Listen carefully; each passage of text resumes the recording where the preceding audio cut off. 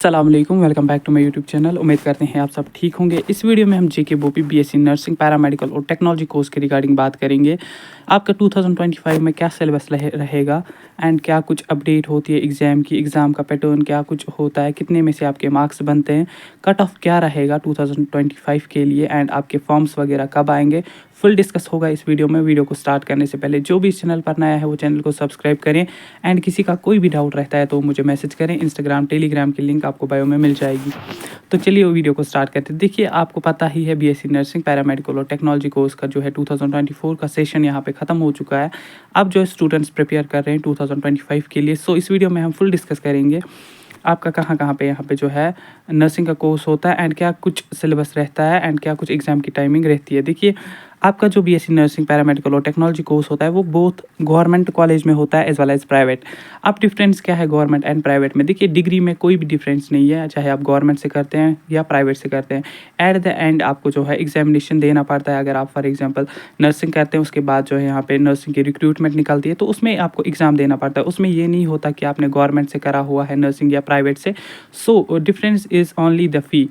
देखिए, फ़ी आपको जो है प्राइवेट में थोड़ा ज़्यादा लगता है एज़ कम्पेयर टू गवर्नमेंट में आपके 10,000 तक फ़ी होता है एंड अगर हम प्राइवेट की बात करें, प्राइवेट में 80-90,000 आपका पर ईयर का फ़ी रहता है। ठीक, सो डिफरेंस इज़ कि फ़ी अगर आप फ़ी अफोर्ड कर पाते हैं तो आपको यहाँ पे प्राइवेट अगर करते हैं, प्राइवेट में भी कोई यहाँ पे जो है आपका नुकसान नहीं होगा। प्राइवेट में भी आपकी डिग्री वैलिड मानी जाएगी। ठीक, तो ये था government as well as private. देखिए, इसके बाद जो है यहाँ पे अगर हम बात करें एप्लीकेशन फॉर्म्स की, देखिए एप्लीकेशन फॉर्म लगभग जो है 2025 के लिए आपके मार्च में आ जाएंगे। 1 मार्च आप एक्सपेक्ट कीजिएगा, 1 से 10 मार्च।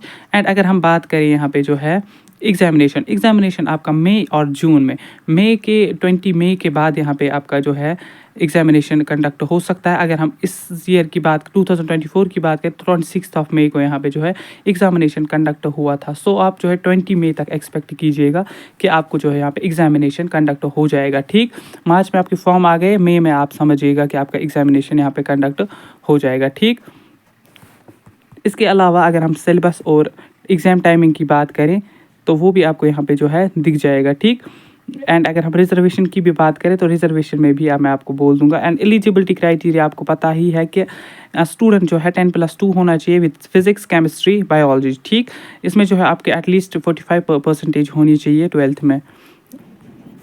एंड आर्ट्स वाले स्टूडेंट्स इसमें जो है एलिजिबल नहीं रहता। एंड अगर हम बात करें 1000 रुपीज़ यहाँ पे जो है आपके फॉर्म के साथ फ़ी जो है आपको भरना पड़ता है, उसमें जो है आपको 1000 फ़ी लगता है। ठीक, एंड पैरामेडिकल का भी यही सेम प्रोसीजर है। एंड टेक्नोलॉजी कोर्स, हमारा जो टेक्नोलॉजी कोर्स है वो खाली सिक्किम मसौरा में हो जाता है।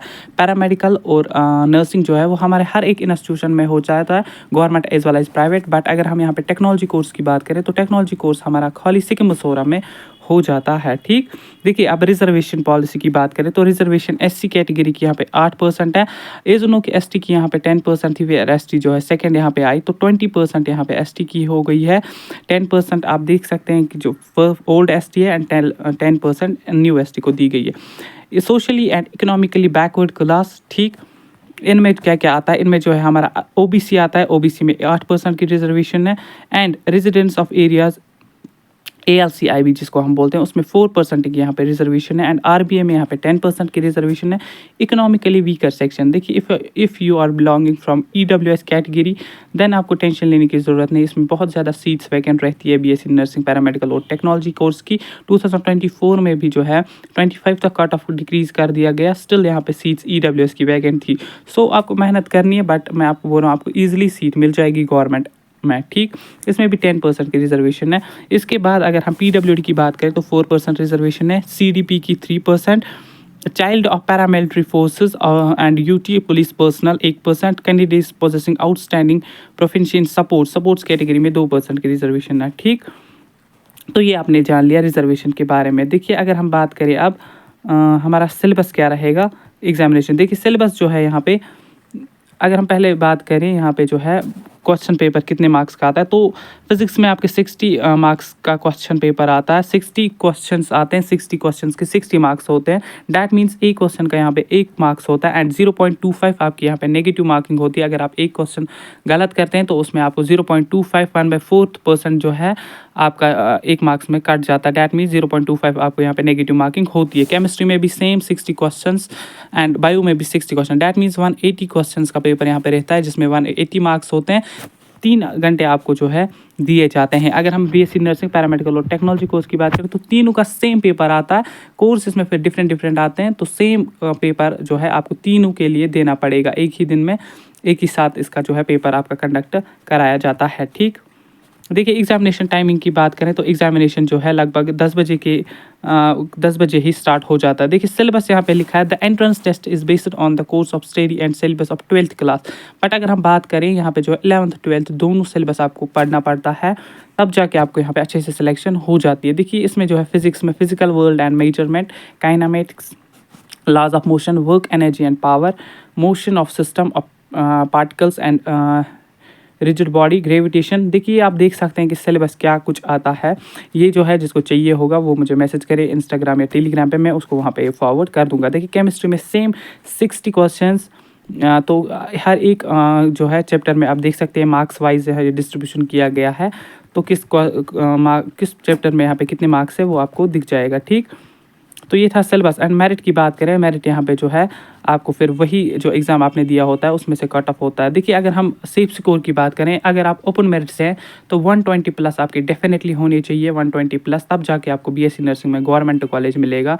If you are belonging from RBI category 115 plus, and बाकी कैटेगरीज अगर हैं तो 80-90 में भी आपको सिलेक्शन हो जाएगी। अगर हम ईडब्ल्यूएस की बात करें उसमें आपको 50 तक भी अगर आएंगे, 50-40 तक, तब भी आपको यहाँ पर अच्छे से सिलेक्शन हो जाएगी।